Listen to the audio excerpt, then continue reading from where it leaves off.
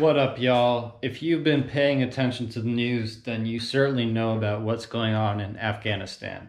And if you don't, that's where this video comes in. I will also be later talking about crypto mining news, especially the politics of crypto mining. If you want to skip right ahead to that, I'll have the timestamp for that, because if you don't want to hear about me criticizing Biden's foreign policy, then you might as well skip ahead to that and learn about what's going on with crypto legislation, which affects all crypto miners and crypto holders. While we're at it, I might as well point out the fact that I've now moved, and as you can see, my environment is a bit different, and I apologize for the austerity of it, as I've just recently moved in and I've yet to really properly decorate. That will change shortly, as I also have an office available in the next room over. I'm currently in my living room, and it's not exactly the same because an office will be more YouTube orientated and I'll be able to do more cool stuff over there. For now, let's get into what's happened in Afghanistan. Afghanistan is now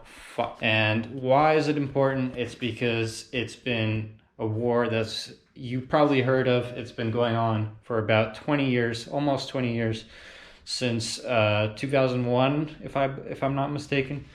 After 9/11, when Al-Qaeda flew planes into the World Trade Center. Allow me to throw some statistics at you. The war has resulted in over 200,000 deaths, 3.8K of which are US contractors, and 2.4K of which are American servicemen. Also, 1,100 allies of the US died in the conflict as well. And let's not forget the 66,000 Afghan army deaths involved. Also, the war in total has cost $2 trillion. This does not include remittances owed to, servicemen killed in action and who are basically entitled to burial services and healthcare costs of veterans, stuff like that, which is estimated to cost another $2 trillion.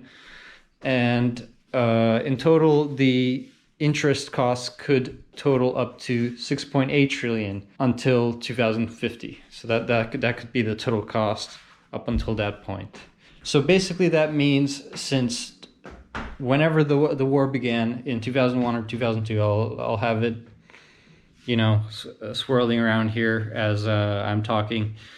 Since that date, the war has cost at least $200 million every day. And another reason why you should care about the conflict overall is because out of our current $2.78 trillion of debt, this war costs $2 trillion, which is about, give or take, 10% of all of our national debt came from this conflict alone. And whether you realize it or not, we all owe a little bit towards paying back the national debt, because where do you think government revenue comes from? It comes from taxes. So let's talk about Joe Biden's foreign policy, and before we can do that, let's talk about what he's done so far as a president. I've previously discussed some of the legislation he was responsible for earlier, and I looked at it, I criticized it, etc.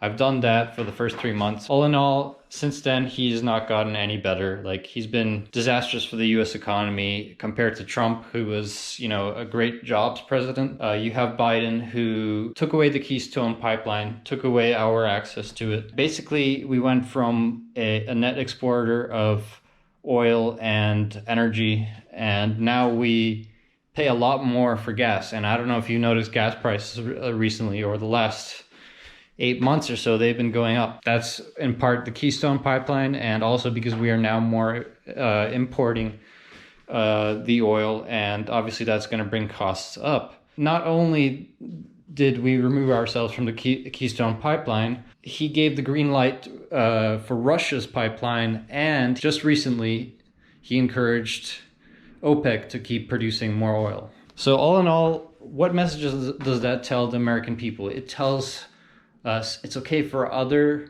countries to pollute and produce more oil, but we can't do it. So it's basically you're not helping the fight against global warming, but you're just raising gas prices. That's what Biden's accomplished. There's no other way really to look at it, even if you're even if you're trying to be objective and maybe give a few points to Biden here and there, but it's certainly not creating a greener future when you're importing more oil instead of just producing it and lowering costs for people. It's not like the prices of Teslas are going to suddenly fall and everybody's going to have an electric car and we're all going to be, greener and stuff like that. So now you have people with gender dysphoria in your military, and people are more, tolerant of diversity because of critical race theory. And you're spending millions and millions on that training instead of, toughening our military, using the military for what it's for, symbolizing our strength as a nation. If instead you divert resources to critical race theory and focus on these virtue signaling efforts, then, you have the entire world laughing at us because our military is getting weaker, and the US president thinks that he's doing a good job when in fact he's not. His policy is just not working out. And in Afghanistan, what's happened now is basically in April, Biden announced his plan to pull out all troops, and not only that, but he also claimed boldly it would take a while for the Taliban to recapture the entire country, if it would happen at all. We've seen the entire country being recaptured in a matter of days. Like not long ago, I was just finding out about the Taliban attacks, and now they've already captured Kabul and they're sitting in the presidential palace. And if you've watched Biden's speech about Afghanistan and his views on what exactly happened, he actually did a very good job, and I'll give him props for his ability to reshape and reframe the situation so it looks like an actual victory for him, because he managed to reframe it into a matter of it being right to pull out of Afghanistan, and so thereby successfully dodging the bullet that is the question: why did the pulling out of US troops from Afghanistan turn out to be a disaster? And instead of answering that question, he just rephrases it and says, oh, it was right to pull out in the first place. So that's a great political maneuver, and whether you like Biden or not, I'll give him props for being able to reframe things despite not being able to hold many sentences together. So he's definitely he has a knack for being a natural born politician, because he knows how to talk. He knows how to talk when he can string sentences together. However, no matter what way Biden chooses to frame the situation as, the pulling out of troops in Afghanistan has turned out to be a total disaster, because there was no contingency plan in place that was, that was effective, even though there were multiple options. And four-star General Petraeus even, went on MSNBC to say how it was a disaster. And even though MSNBC generally, posts out propaganda about Democrats and will generally sway things in Biden's favor, but they still said, oh no, it was overall a disaster. General Petraeus himself said that there were other options that could have been in place, and there could have been a smoother transition of power from the US forces to the Afghan army, but the Afghan army was never developed, and I guess maybe unmotivated, stuff like that. So perhaps it was inevitable either way. And then there's the other reason why it was a failure. It was because the Taliban actually captured U.S. military equipment, such as jet fighters and helicopters. So now you have these big durkas with long beards and AK-47s. And not only do they have AK-47s, they have helicopters and they have jet planes. And I also want to point out, we are now seeing a shift from Biden being able to simply blame things on his predecessor, Trump, to stuff that Biden actually has to take responsibility for. He can't just say, oh, it's Trump's doing, like he did with the COVID death rates. And so now you've heard the bad news about Afghanistan.